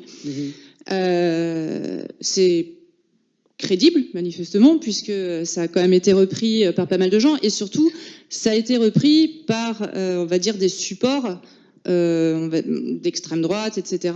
Et surtout, ça a été tellement crédible que les employés de Whirlpool ont interpellé le candidat à la présidentielle sur ce sujet-là. Comment vous, de votre côté, vous gérez ça? Alors, légalement, j'en sais rien, mais en tout cas, voilà. Comment, philosophiquement, vous gérez ça? En fait, cet article avait été écrit il y a un an avant, et s'inscrivait déjà à une époque où Macron était un peu méprisant, moi, pour payer cette chemise, j'ai travaillé. Il avait sorti plusieurs phrases comme ça. Donc, il y avait un contexte. Cet article, il a littéralement explosé le lendemain du premier tour. Moi, je me souviens, j'ai regardé les statistiques, il y avait 3000 ou 4000 personnes sur le site, dont 2000 rien que sur cet article. Donc, ça veut dire que c'était préparé, que ça a été planifié, que les gens qui ont sorti cet article l'ont diffusé en sachant pertinemment que ça allait avoir un impact, et en plus l'article était lié à un montage vidéo diffusé par la France Insoumise, ou qui avait repris un reportage où Macron se lavait les mains après avoir touché des anguilles, et la vidéo avait été remontée où on le voyait se laver les mains après avoir serré des mains d'ouvriers. Vous voyez à quel point c'était vraiment fallacieux et vicieux. Et quand on a vu ça, on s'est dit nous on était contents parce que nous ça faisait du trafic, donc ça faisait des revenus publicitaires, et on était super contents, on a fait la fête dans le bureau. Mais on s'est rendu compte aussi de l'impact, que justement, quand il est abordé à Whirlpool, quand les gens lui disent monsieur, vous voulez pas nous serrer les mains? Et là, c'est vrai que l'article nous a échappé, mais on ne pouvait pas prévoir qu'un an après, il pouvait être réutilisé comme ça, parce que dans le contexte, quand on l'a écrit, il y a un an auparavant, ouais, c'était vraiment quelque chose de satirique. Mais là, il y a vraiment eu une réutilisation qui nous a échappé, et c'est vraiment la première fois qu'on s'est senti comme ça, presque utilisé à des fins électorales par quelque chose. Alors, on n'a jamais su, et encore aujourd'hui, j'arrive pas à savoir qui a fait ça. À l'époque, je pensais que c'était plutôt le Front National, parce que c'était vachement posté sur les posts du Front National. Puis après, on a su qu'il y avait donc cette vidéo de la France Insoumise qui circulait énormément. Donc, apparemment, ça va être un peu les deux, mais pour vous dire, le truc a vraiment... Moi, j'ai regardé les statistiques et on voyait le pic de connexion au moment de la diffusion, la première fois de l'article, puis ça redescendait, et à partir de la présidentielle, on voyait que ça remontait, et puis d'un coup, le soir du premier tour, le lendemain, l'article a connu une diffusion, mais d'une massive. J'avais jamais vu ça. Et que ça venait pas que de Facebook en plus. Donc je pense qu'il y a vraiment eu un truc qui a été vraiment planifié. Les gens savaient exactement ce qu'ils voulaient faire et ils savaient exactement, surtout l'effet recherché. Voilà, ça a vraiment été un truc. On a tous été surpris. Et c'est vrai que ça nous pose aussi la question de parfois peut-être mieux réfléchir les articles, être responsable et tout ça. Non, je plaisante. Mais non, c'est vrai que c'est vraiment un cas unique. On n'avait jamais vu ça.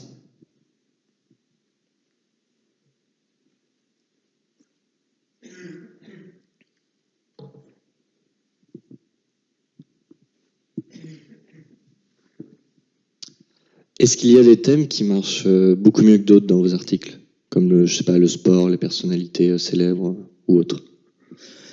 Non, enfin des fois en plus on a remarqué récemment Facebook a beaucoup baissé le reach Facebook et on essaye parfois de faire un peu plus de tout ce qui est célébrité, people, enfin de mettre des gens connus dans les articles parce que ça permet de mieux remonter dans les requêtes Google. Mais oui, le foot marche bien, on arrive à trouver des bons petits sujets même si c'est pas notre domaine principal. Je pense par exemple à un autre site qui s'appelle Football France, qui est un site satirique exclusivement consacré au foot. Et non, il n'y a pas de thème. On essaie vraiment de couvrir le plus large possible. Mais c'est vrai que ce qui marche beaucoup souvent, c'est tout ce qui est un petit peu truc parisiano-parisien. Par exemple, on a fait un article, c'était... on ne sait toujours pas où mènent les trains de la gare d'Austerlitz. Celui-là, il avait beaucoup marché, par exemple. On avait fait un article sur des usagers découverts dans la ligne 3 bis du métro. Pareil, petite blague parisienne qui avait beaucoup, beaucoup marché. Tout ce qui est en transport en commun, à un moment, à une époque, on avait vraiment remarqué que ça marchait très, très bien. On a essayé d'éviter de refaire que ça, parce que c'est vrai qu'au bout d'un moment, ça tourne un peu en rond. Mais moi, je dirais, ce qui marche le plus, c'est dès que vous traitez d'un sujet qui va vraiment toucher le plus de gens, tout ce qui est consommation, jeux vidéo parfois, télé, mais des thèmes dans lesquels les gens se retrouvent le plus, quoi. Mais il n'y a pas de truc, on n'arrive pas au bureau en disant tiens, il faut qu'on fasse vraiment un article là-dessus. On regarde un petit peu ce qui se dit dans la presse, et s'il y a un truc, un thème qui revient, ou une personnalité qui revient, on se dit tiens, ce serait intéressant de faire un article dessus parce que les gens en parlent, c'est dans l'air du temps, il faut quand même qu'on en parle un peu. Donc on essaie de coller à l'actu, et on a souvent remarqué que plus on fait d'actu, mieux ça marche, parce que les gens vont le partager. Mais des fois aussi, on fait plutôt aussi des histoires du quotidien, de l'absurde du quotidien.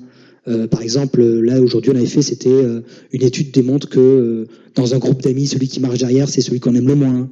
Il y a des trucs comme ça. Donc souvent, c'est une absurde du quotidien, une absurde quasiment banale. Et ça marche aussi, parce que les gens se retrouvent aussi dans cette absurdité-là, une espèce de petit peu Kafka, quelque chose comme ça.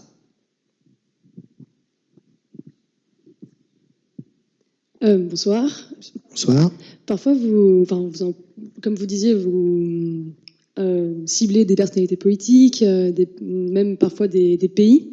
Est-ce que vous avez déjà eu des menaces ou des retours sur des articles que vous avez pu faire, quand par exemple, je sais pas, si vous en prenez à la Russie ou à la Chine, sur des tabous tels que la liberté d'expression? Est-ce que vous avez déjà eu des retours là-dessus? Non, on n'a jamais eu de problème avec la Russie, qui est un très très beau pays d'ailleurs. Et M. Poutine est quelqu'un de complètement irréprochable, je ne comprends pas les critiques qu'il y a sur lui.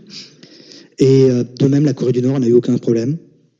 Et voilà. Et puis, comme je vous disais, quand on était à Canal+, on n'avait eu aucun problème, à part quand on parlait de Luc Besson.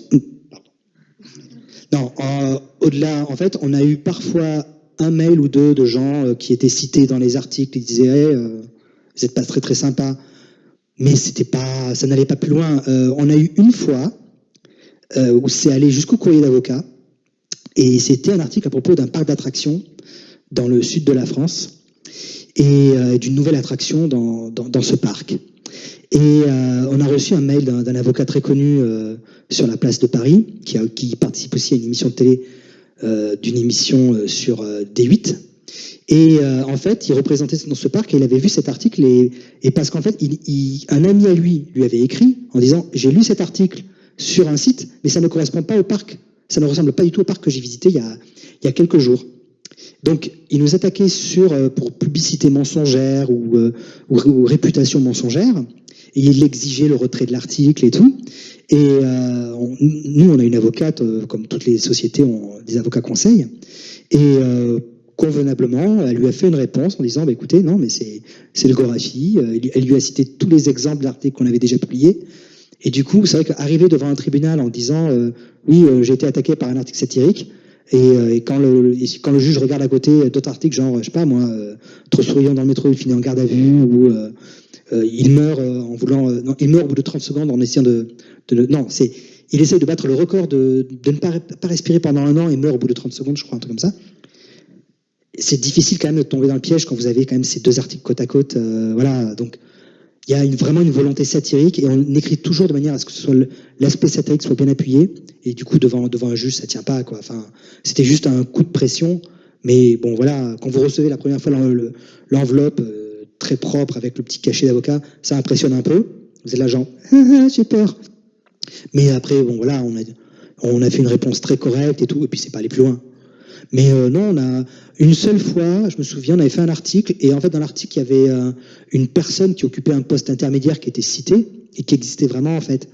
Et elle a demandé à changer le nom parce qu'en fait elle occupait pas un poste hyper important. Et on a souvent, quand on écrit, je demande à nos auteurs, autant on peut citer des PDG, des gens connus, parce qu'ils justement ils sont cités dans les médias, mais quand on aborde des postes intermédiaires et tout, là on change le nom parce que c'est pas un ressort important de l'histoire en fait.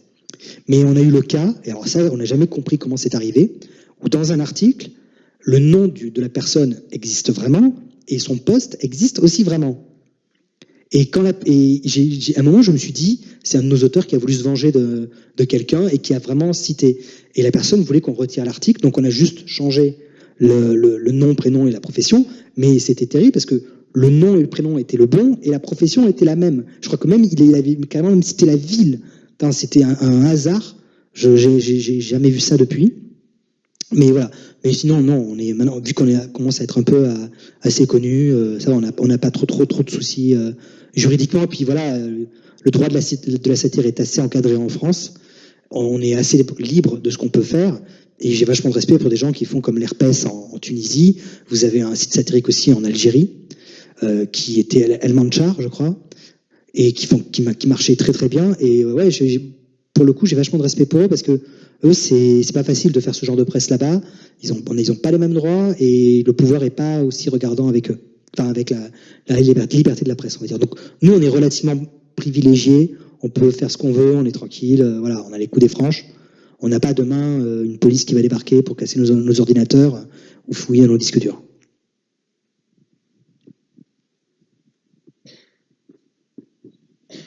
Bonjour. Bonjour. Moi, c'est justement par rapport au climat actuel en France avec toute la liberté d'expression, la liberté de la presse. Je voulais savoir si, pour vous, justement, cette liberté de la presse, elle était vraiment sans limite et si, justement, il fallait pas en mettre une. Et aussi, est-ce que vous avez pu lire des choses que vous auriez condamnées si, c'est parce que ça vous a choqué ou parce que vous trouvez pas ça normal que ça aille jusque-là? Moi, comme je dis souvent, il n'y a pas de sujet interdit, il n'y a que des angles. Il faut juste choisir son bon angle. Après, on essaie de ne pas faire des trucs trop scabreux non plus, ça nous morbide, ça nous intéresse pas trop. Mais l'exemple typique, c'est par exemple quand il y a eu les attentats de Manchester, là il y a quelques mois, vous aviez un site satirique belge, quasiment dans le quart d'heure, a commencé à bombarder avec des articles, mais d'une violence qui était pas drôle, qui était juste là pour choquer, et c'était glauque, c'était violent, c'était trash, c'était, enfin, tous les trigger warnings étaient là, quoi. C'était genre, ça clignotait de partout. Et c'était à tel point qu'on a même des auteurs de ce site belge nous ont contactés le lendemain parce qu'ils étaient tellement dégoûtés de la ligne éditoriale choisie par le site qu'ils en voulaient plus. Ils étaient dégoûtés parce que les articles n'étaient pas drôles. Enfin, comme je dis souvent, quand il y a un événement comme ça, on va plus cibler le autour, donc les conséquences, comment les médias vont, comment ça va être traité par les médias, mais on va pas faire des blagues sur les victimes. Pour moi, ça n'a pas de sens. Parce que la satire, vous n'allez pas cibler des gens qui viennent de perdre des jambes ou qui viennent de perdre des membres de leur famille dans un attentat. Vous n'allez pas faire ça dans la minute. Après, oui, il faut rire de tout ça. Mais cette phrase-là, il ne faut pas oublier. Moi, il y a Charb disait, il détestait cette phrase, on peut rire de tout. Charb disait, j'ai aussi le droit de ne pas rire. Il disait, j'ai aussi le droit de dire que là, à un moment, là, j'ai pas envie de rire. Et on n'a pas le droit de me forcer à rire à un truc auquel j'ai pas envie de rire. Et je trouve cette phrase assez intéressante parce qu'on dit souvent, oui, mais on peut rire de tout ou pas, mais pas avec n'importe qui. Moi, j'ai envie de dire, il vaut mieux rire. Je préfère rire avec les gens qu'aux dépens des gens. Et surtout que si à un moment j'ai pas envie de rire, j'ai pas envie de rire. Et je pense que c'est une liberté aussi de fait de ne pas avoir envie de rire à un moment qui est aussi importante que celle de rire. Après, il faut que tout ça puisse coexister. Nous, on essaye justement là-dedans de tracer notre sillon. Après, il y a des articles qui ont pu choquer.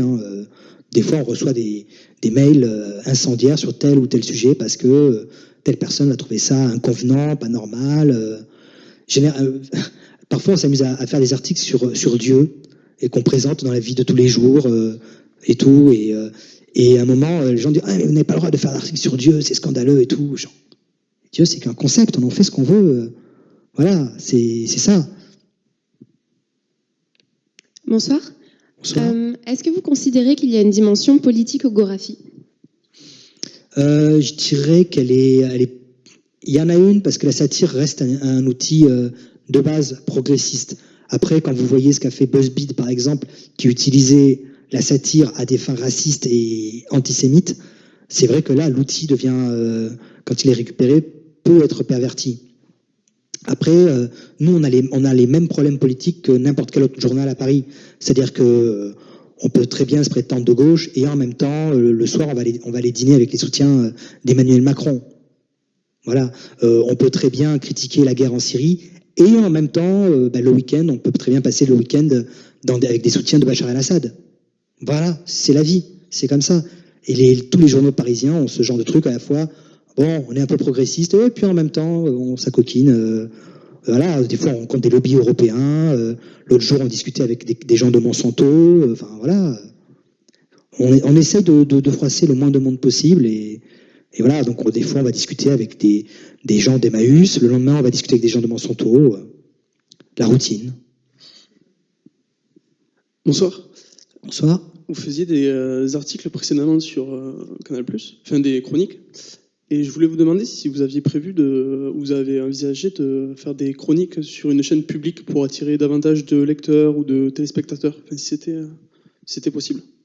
Alors, la porte n'est pas fermée. Le truc, c'est qu'il faut un bon diffuseur et une bonne émission. Des fois, on a été approché, mais ça collait pas assez par rapport à nous, à ce qu'on voudrait faire et la manière dont on voudrait le faire. Donc là, nous, dans les médias, on continue nos développements vidéo classique, enfin ce qu'on fait sur YouTube. Après, je trouve que le format quelqu'un derrière un desk en train de réciter des informations, ça reste un format qui aujourd'hui est un peu daté. Ça fonctionnait bien il y a quelques années. Je trouve qu'aujourd'hui les gens, ça marche moins. Ils préfèrent avoir directement l'information, qu'on leur mâche les choses et que tout soit imprimé à l'écran. Mais ça reste une possibilité. Nous, en fait, on est de la satire, donc on peut satiriser n'importe quelle émission. Par exemple, on pourrait très bien faire une fausse émission de cuisine en esprit Gorafi, en fait. C'est-à-dire que vous prenez un élément, ça commence normalement comme une émission de cuisine, et puis à un moment, il y a quelque chose qui déraille, et puis ça déraille de plus en plus, et à un moment, vous vous demandez, mais qu'est-ce que je suis en train de regarder ? C'est ça le truc, en fait, le secret de la satire. C'est pas juste de faire la vanne, c'est de réussir à jouer avec la réalité, qu'à un moment où on se retrouve dans un truc qui n'a plus de sens, et c'est ça aussi l'effet comique. Donc Bon, le côté quelqu'un derrière un desk, ça peut marcher. Là, dans les médias, on n'a pas encore eu de propositions là-dessus. On en a eu quelques-unes il y a quelques années, mais ça convenait pas. Donc, dans les médias, nous, on se concentre sur le web, YouTube et tout. Après, s'il y en a, on examinera toutes les propositions qu'on peut nous faire. Je sais, ça fait un peu vague comme réponse, je suis désolé. Mais je dirais oui, mais non. Bonsoir. Bonsoir. Moi, j'avais une question parce que vous citez très souvent The Onion. Et Oui. du coup, on sent que vous avez été extrêmement influencé par The Onion. En fait, j'écrivais comme The Onion avant de découvrir The Onion. D'accord. C'est ça. Et comme je vous disais, dès 2005, j'ai commencé à écrire donc ces faux articles sur des forums. J'avais parodié un article du Canard enchaîné. Et j'aimais beaucoup ce style-là. Ça me plaisait énormément. Et à l'époque, je connaissais pas du tout The Onion. Je savais même pas que ça existait. Et c'est que 3 ans après, je découvre le truc. Et j'ai lu énormément de The Onion parce que ils ont vraiment un sens d'écriture qui est vraiment qui est parfait. Est-ce qu'ils arrivent à aborder des sujets d'une complexité et d'une violence, mais avec un sens du timing, mais c'est difficilement égalable. Et en même temps, on parle d'une équipe où il y a quasiment 35-40 auteurs. Donc ça fuse niveau idée. Donc ils sont vraiment, nous on voit les modèles en me disant, waouh, comment Onion arrive parfois à se traiter des sujets comme les tueries et tout. C'est des sujets très très durs. Hein. Mais eux, ils arrivent vraiment à trouver la chose parfaite. Et moi, je me souviens, par exemple, il y a un moment où ils se sont arrêtés de publier. C'était juste après le 11 septembre. Ils n'ont pas publié pendant une semaine. Parce qu'à l'époque, ils publiaient en papier, mais ils ont sauté une semaine, le temps que tout le monde un petit peu retrouve ses esprits. Et le numéro qu'ils ont fait après est fantastique. C'est cathartique. C'est un des grands titres, c'était l'Amérique bascule dans un très mauvais film de Michael Bay. C'est un super résumé. Mais ils ont ce sens aussi de vraiment saisir l'actu comme elle est et vraiment de la résumer de manière parfaite. Donc oui, nous on regarde ce qu'ils font et des fois il y a des trucs qu'ils font qui marchent, des fois il y a des trucs qu'ils font qui marchent moins. Ça on peut pas. À un moment ils ont tenté de faire un truc sur une parodie de tout ce qui était gossip et célébrité. Ça n'a pas marché. Les gens étaient pas assez réceptifs. Donc nous voilà. C'est assez intéressant justement de voir eux des trucs qui marchent, des trucs qui marchent moins. Là, par exemple, ils ont lancé une parodie de BuzzFeed qui s'appelle ClickHall et qui est incroyable. Et d'ailleurs, pour vous dire à quel point ils sont bons, un des mecs de ClickHall, donc la parodie, a été embauché par BuzzFeed. C'est un peu comme si un des auteurs du Gorafi était embauché au Figaro en mode « Ah mec, tu écris très bien, viens faire ça chez nous ». Et le mec de ClickHall faisait des faux tests parodies de BuzzFeed. Et il s'est retrouvé à BuzzFeed en disant, écoute, tes faux tests étaient excellents, fais la même chose chez nous. C'est quand même dingue quand on y pense. Et voilà, donc moi, Onion, puis je les ai rencontrés plusieurs fois, j'ai assisté à leurs conférences de rédac et c'était hyper enrichissant de voir comment ils fonctionnent, parce que on a essayé de coller ça aussi au fonctionnement du Gorafi. Mais c'est vrai que c'est une belle source d'inspiration. Mais on est loin d'être à leur niveau. Et justement, deuxième partie de ma question, du coup, on sent que vous êtes extrêmement inspiré par The Onion, mais est-ce qu'on vous a jamais parlé de plagiat? Et auquel cas, comment est-ce que vous avez géré ça? Non, il n'y a pas eu, parce qu'en fait, moi je lis beaucoup The Onion, et chaque fois on a eu des articles où on se dit, ah non, Onion l'a fait. Et alors ça, c'est chiant, parce que très souvent, on voit un article super drôle, et moi et Pablo, on a beaucoup lu The Onion, et des fois, c'est un article de The Onion qui a été fait il y a 3 ans, il y a 4 ans. Alors des fois, c'est un article qu'on a fait, mais qu'on ne savait même pas qu'eux, ils avaient fait. Par exemple, on avait fait un article, c'était le biscuit sans gluten se révèle être un morceau de carton. Eux, en 2014, ils avaient fait les céréales sans gluten s'avèrent être un sac de sable. C'est quasiment la même chose. Mais ce qui est amusant, c'est que l'inverse est arrivé aussi. C'est-à-dire que nous, on a fait les articles, et un mois après ou un an après, Onion fait le même article. Par exemple, on avait fait Michael Bay va faire un film ce sera une biographie d'une explosion. Et 2 mois après, Onion fait Michael Bay va faire une comédie romantique avec 2 explosions. C'est quasiment le même principe, la même histoire. On a eu l'idée 1 mois avant. Et on avait fait un article aussi, c'était après avoir lu le Coran, l'État islamique annonce sa dissolution. Voilà. Et Onion a fait la même chose quasiment 2-3 jours après. C'était un peu après les attentats de Paris, et ils ont fait le même article 2-3 jours après. Donc on était super contents parce qu'on l'avait eu à l'avance. Mais très souvent, comme on est exactement sur la même ligne et dans le même esprit de satire, ça arrive très souvent qu'on se retrouve avec les mêmes idées. Et moi, je me souviens, j'avais écrit un article, c'était mordu par une araignée radioactive, il meurt. Et j'étais super content de mon idée et tout. Et un jour, je feuillette un recueil des The Onion, bam, la même idée qui avait été publiée peut-être 5 ou 6 ans auparavant, mais que j'avais pas vu passer. Et j'étais là, genre, voilà, le côté genre, il avait déjà fait. Mais bon, comme on est sur la même ligne directrice, on se retrouve parfois à faire les mêmes idées. Et là, en ce moment, par exemple, je discute beaucoup avec d'autres sites satiriques en Europe, et on voulait lancer une espèce de publication avec tel site qui va reprendre tel article de notre site pour faire un peu de publicité. Et on était tous persuadés d'être super original dans notre coin. En fait, on s'est rendu compte qu'on avait parfois les mêmes idées. C'est-à-dire que quand quelqu'un a posté « Ah tiens, j'ai cet article, il a vachement bien marché », vous avez le Hollandais poste ça, puis vous avez l'Allemand, il fait « Ah, mais en fait, nous, on l'a fait il y a 1 an ». Et puis vous avez l'Espagnol, « Ah, mais nous, on a fait la même chose il y a 2 ans ». Et on s'est rendu compte qu'on n'était pas du tout originaux, en fait. Ça a été terrible. C'était un gros moment de dépression dans notre petit groupe Facebook. On pensait tellement à la pointe de la presse, puis en fait, non. En fait, on se rend compte qu'on fait exactement les mêmes vannes. C'est terrible. Bonsoir. Bonsoir. Je suis ici. Bonsoir. Déjà, merci beaucoup d'être venu. C'était très intéressant. Moi, je vous suis énormément. Je voulais vous poser une question. Vous en avez parlé rapidement tout à l'heure, mais vous l'avez pas cité. Par rapport à Charlie Hebdo, quel est votre positionnement par rapport à eux? Et vous disiez aussi que dans la satire, il fallait faire attention à pas tomber dans le trash et l'utilisation des victimes, etc. Je fais référence, je lis pas énormément Charlie Hebdo, mais je fais surtout référence à un article qui a fait polémique il y a de ça 1 an à peu près sur Stromae, où ça a fait vraiment polémique parce que on avait l'impression de tomber dans le trash et dans le pas sympa et un petit peu le bouc émissaire était mis sur la victime. Du coup, vous, votre positionnement par rapport à Charlie Hebdo, qui est quand même une référence en France de satire, quel est-il et quel est votre jugement en fait par rapport à ces articles-là qui peuvent être vraiment très polémiques?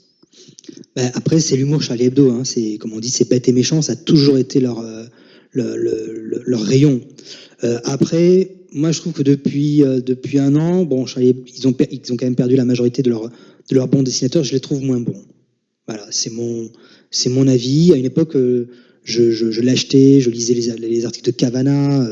J'ai chialé quand Cavana est mort. J'ai chialé. C'était le premier. J'avais jamais fait d'enterrement de ma vie avant. Le premier enterrement que j'ai fait vraiment à accompagner un cercueil, c'est le cercueil de Cavana, quoi. Ça, voilà, j'ai préféré commencer par un bon enterrement, on va dire. Mais ça m'avait, quand il est décédé, ça m'a vraiment mis un coup parce que c'était Cavana. C'est voilà.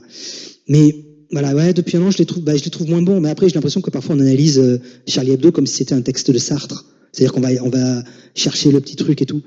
Voilà, les mecs font du trash, ils en ont toujours fait, ça a toujours été leur rayon. Vous regardez les dessins que faisait Cabu dans les années 90 au début de Charlie Hebdo, c'était vulgo, c'était encore plus trash qu'aujourd'hui. Enfin, franchement, voilà. Mais après, moi je me souviens que Charb ne comprenait pas ce qu'on faisait nous. Je me souviens d'avoir lu une interview où en fait il disait mais attendez, qu'on envoie le Gorafi faire des vrais reportages et on verra s'il se débrouille. En fait, il n'avait pas compris. Il pensait que nous, on jouait à être journaliste et tout, alors que non, pas du tout. On était juste des auteurs et on faisait juste de la satire. Mais quand c'est arrivé, oui, nous, ça nous a mis un gros coup, parce que bon, moi, je connaissais quelques-uns dans la rédaction, et ça a été vraiment un coup de bambou pendant plusieurs jours. Ça m'a vraiment... toute la rédaction s'est demandé comment on fait, et on a continué à publier. En fait, je me souviens, le premier article qu'on a fait le jour même, c'était Monde de merde, parce que ça résumait le ressenti qu'on avait ce mercredi-là quand c'est arrivé. Et je me souviens aussi qu'on a fait aussi une émission sur Canal+ 2 jours après. Et Canal nous dit si vous avez des problèmes, on vous placera sous protection policière. Et là, dans ma tête, ça a fait un peu un boom. Je me suis dit mais attends, mais je comprends pas. Moi, j'écris pour me marrer. J'écris pas pour avoir 2 flics devant ma porte si j'ai des problèmes. Et ça a fait bizarre quand on vous dit ça en fait, que d'un coup, le simple fait de faire des vannes peut vous exposer à ce point-là.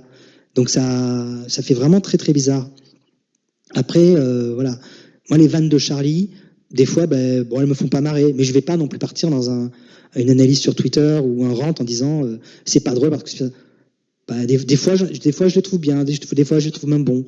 Voilà, c'est comme nos articles. Des fois, je pense qu'il y a des gens qui doivent les trouver moins bons, des fois bons. Enfin voilà. Mais il n'y a pas, je dirais qu'il n'y a pas un positionnement à avoir à tout prix. Soit c'est bien, soit c'est pas bien. Après voilà, je sais que Rhys a une histoire particulière et que ça se ressent dans ses éditos. Il y a quelque chose vraiment, on peut sentir qu'il a été très marqué.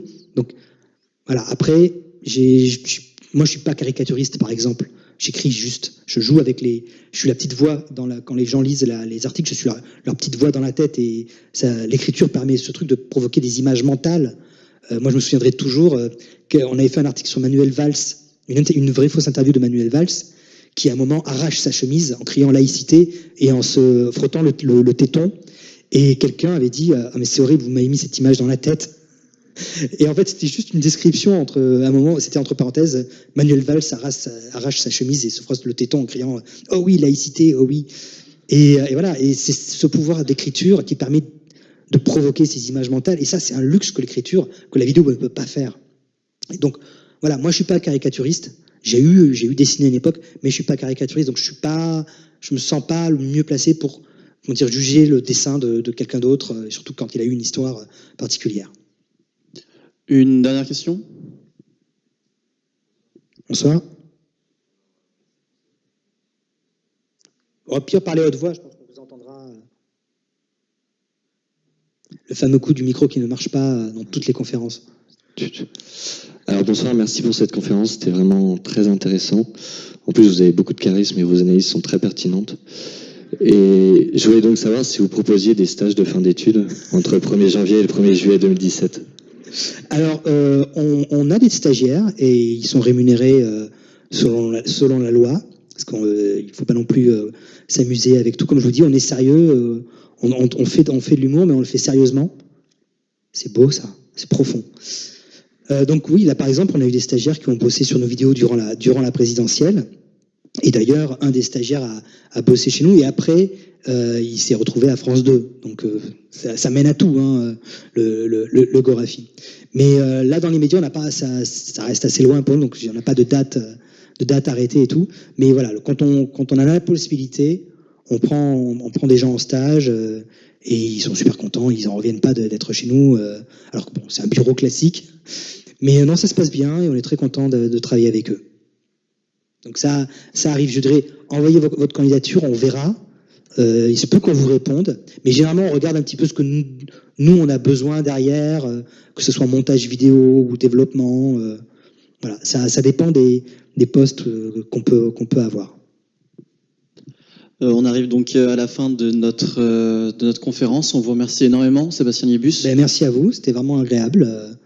Et puis voilà, et comme petit moment marketing brand content, donc on a notre encyclopédie qui sort le 8 novembre avec plein de définitions et on a vraiment bossé pour l'écrire, hein. Vraiment pour le coup, on a passé des heures sur internet, sur Wikipédia et on s'est vraiment bien amusé et même notre éditeur a dit que c'était pas mal. Et celui du Momo Marketing, on peut le retrouver où Dans toutes les librairies, vous savez, des endroits où il y a des livres en vente et tout, vous pouvez même le trouver sur internet. C'est vraiment, voilà, je pense que ça doit être trouvable facilement, même à Mola, je pense. Voilà. Donc merci à vous. Merci aux équipes de Common pour la vidéo de la conférence. Voilà, merci à Captain Jack pour nous avoir aidé à faire une interview que vous retrouverez dans quelques temps sur notre page Facebook. Concernant donc les conférences de novembre, nous avons prévu 2 conférences, une le 22 novembre avec l'ONG philippine Gawad Kalinga. Donc il y aura donc une grande conférence en collaboration avec l'association Soliders sur le sujet des forums sociaux et de l'altermondialisme. Et également le 29 novembre, une conférence exceptionnelle avec le secrétaire général de la CGT, Philippe Martinez, qui viendra parler donc de la réforme du travail et de la politique économique de Macron. Mais vous engagez des vrais gens en fait, des fois. Parfois, oui, ça nous arrive. Merci à tous. Maintenant, moment très sympa, vous avez donc un cocktail qui vous attend dans le hall principal. Merci à vous.